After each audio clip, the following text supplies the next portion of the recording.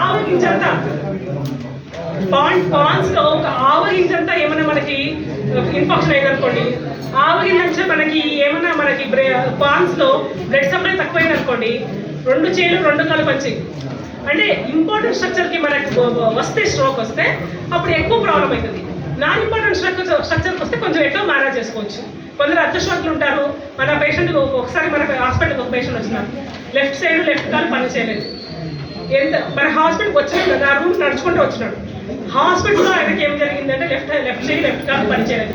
అంతకు ముందు అట్లా జరిగింది. దాన్ని ట్రాన్సియంట్ ఇస్కిమిక్ అటాక్సియా అంటారు. అప్పుడు కొంచెం వస్తుంటుంది పోతుంటుంది స్ట్రోక్, అట్లా జరిగితే మంచిది.